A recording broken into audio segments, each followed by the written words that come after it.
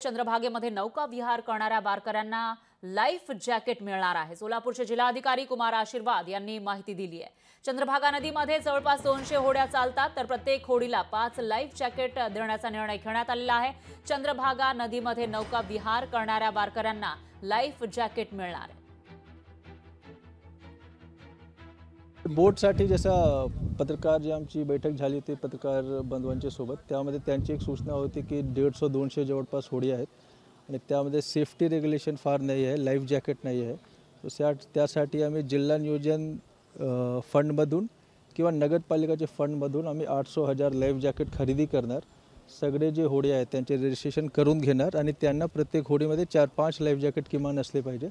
त्याप्रमाणे आम्ही वाटप करून संपल्यानंतर आम्ही पुन्हा त्यांच्याकडून घेऊ। आता शॉर्ट टर्ममध्ये हेच होऊ शकणार, बाकी आषाढी संपल्यानंतर एक डिटेल गाईडलाईन SOP तयार करून आम्ही त्यांना त्याप्रमाणे सूचना देऊ।